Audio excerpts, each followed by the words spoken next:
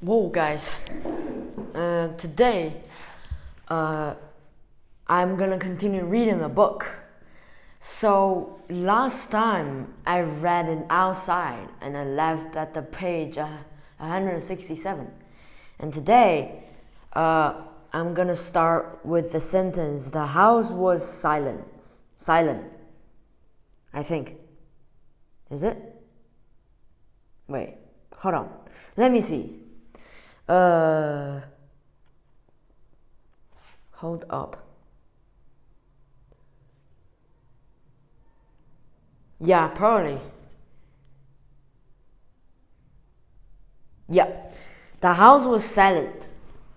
Montag approached from the rear, creeping through a thick night moistened scent of daffodils and roses and wet grass. He touched the screen door in back, found it open, slipped in, moved across the porch, listening.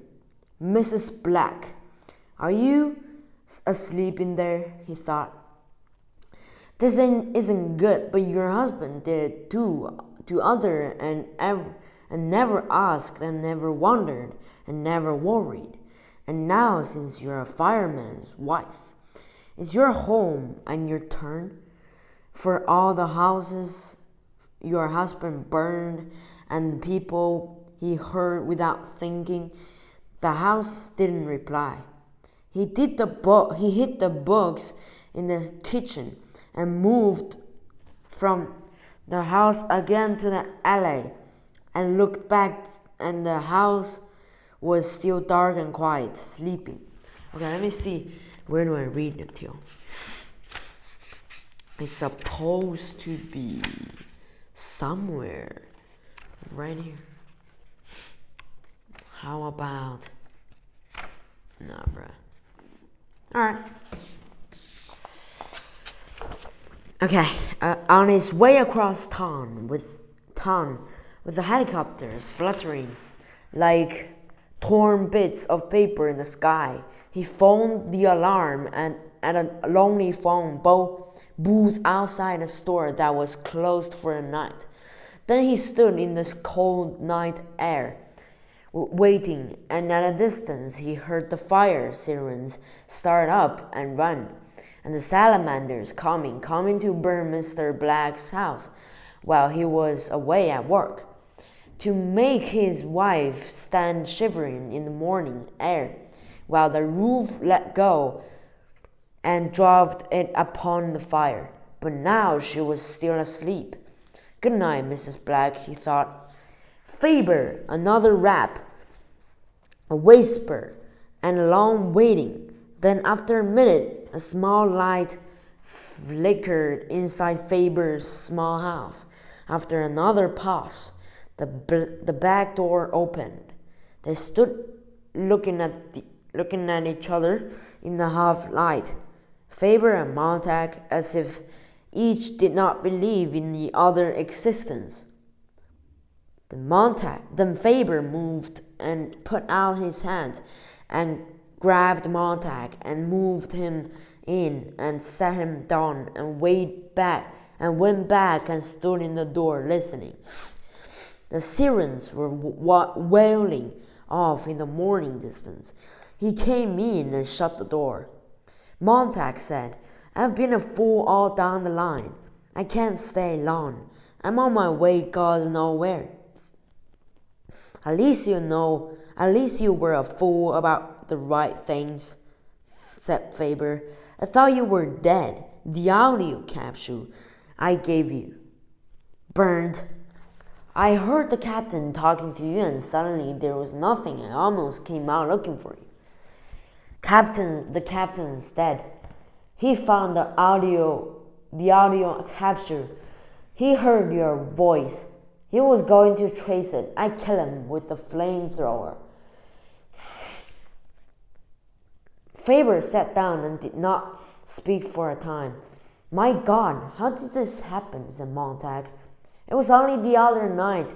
Everything was fine, and the next thing I know, I'm drowning. How many times can a man go down and still be alive? I can't breathe. There's Billy dead, and he was my friend once. And there's Millie gone. I thought she was my wife, but now I don't know. And the house all burned, and my job gone, and myself on the run. And I planted a book in a fireman's house on the way. Good Christ. The things I've done in a single week. You did what you had to do. It was coming on for a long time. Yes, I believe that. If there's nothing else I believe, I saved itself to happen. I could feel it for a long time. I was saving something up.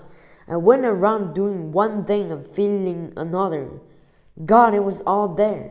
It's a wonder that it didn't show on me like fat. And now here I am, messing up your life. They might follow me here. I feel alive for the first time in years, said Faber. I feel I'm doing what I should have done a lifetime ago. For a little while, I'm not afraid. Maybe it's because I'm doing the right thing at last. Maybe it's because I've done a rush thing. I don't want to look the coward to you. I suppose I'll have to do even more violent things, exposing myself so I won't fall down on the job and turn scared again. What are your plans? To keep running. You know the war is on, I heard. God, isn't it funny? Said the old man. It seems so remote because we have our own troubles. I haven't had time to think. Montag drew out $100. I want this to stay with you. Use it anyway. That'll help when I'm gone. But I might be dead by noon. Use this. Faber nodded. You'd better head for the river if you can. Follow it along, and if you can hit the old railroad lines going out into the country, follow them. Even though practically everything's airborne these days and most of the tracks are abandoned, the rails are still there, rusty. I've heard there are still hobo camps all across the country. Heard and there, walking camps, they call them. And if you keep walking far enough and keep an eye peeled, they say there's lots of old Harvard degrees on the tracks between here and Los Angeles. Most of them are won and hung in the city. They survive, I guess. There aren't many of them, and I guess the governments never consider them a great enough danger to go in and track them down. You might hole up with them for a time and get in touch with me in St. Louis. I don't know what they're called. I'm leaving on the 5 a.m. bus this morning to see a retired printer there. I'm getting out into the open myself at last. The money will be put to good use. Thanks and God bless you. Do you want to sleep a few minutes? I'd better run. Let's check. He took Montague quickly into the bedroom and lifted a picture frame aside, revealing a television screen the size of the postal card. I always wanted something very small, something I could talk to, something I could blot out with the palm of my hand if necessary, nothing that could shout me down, nothing monstrous big. So you see, he snapped it on. Montag, the TV said, and lit up. Montag. The name was spelled out by the voice.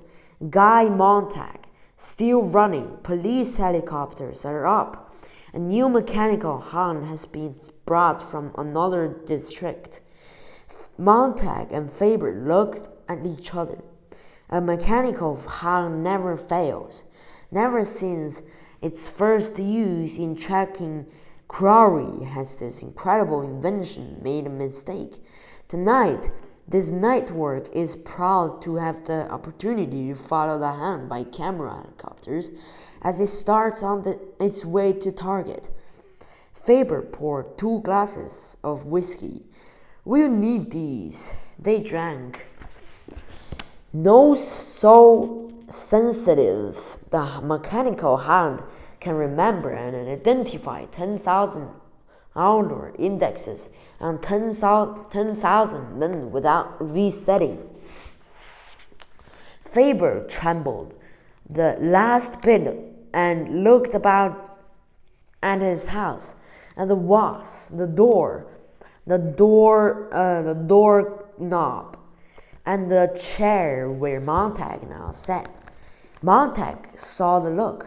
They both looked quickly about the house, and Montag found his nostrils delayed, and he knew that he was trying to track himself, and his nose was suddenly good enough to sense the path he had made in the air of the room, and the sweat of his hand hung from the doorknob, invisible, but as numerous as the jewels of a small chandelier.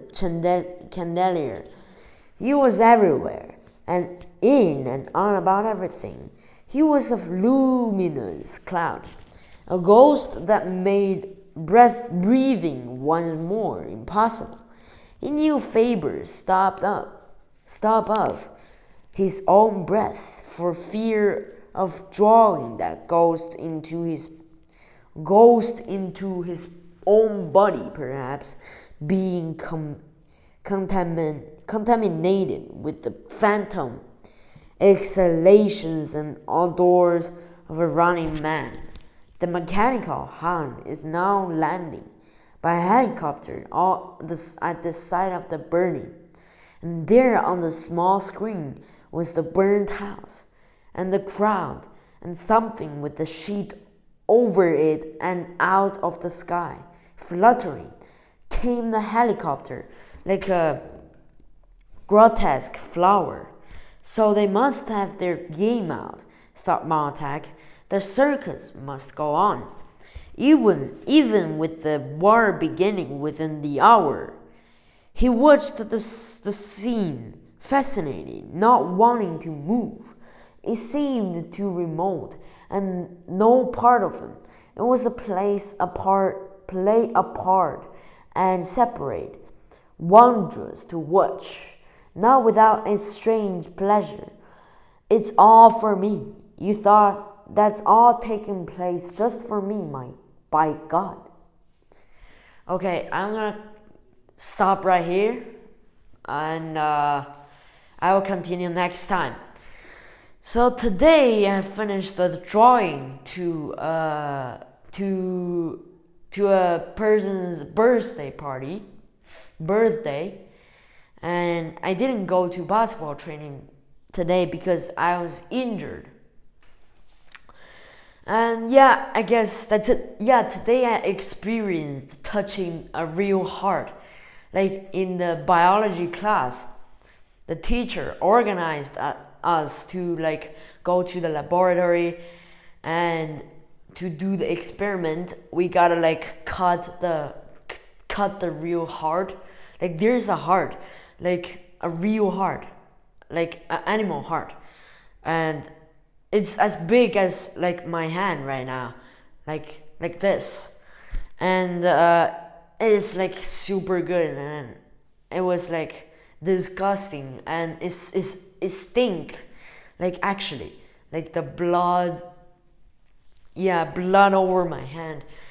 I think it's very interesting because you can experience the own how does your own heart feel. Okay, so that's for today. So I will continue reading tomorrow, and yeah. So if you like my video and if you like my reading, please consider subscribing, and I will guys see you next video. Peace.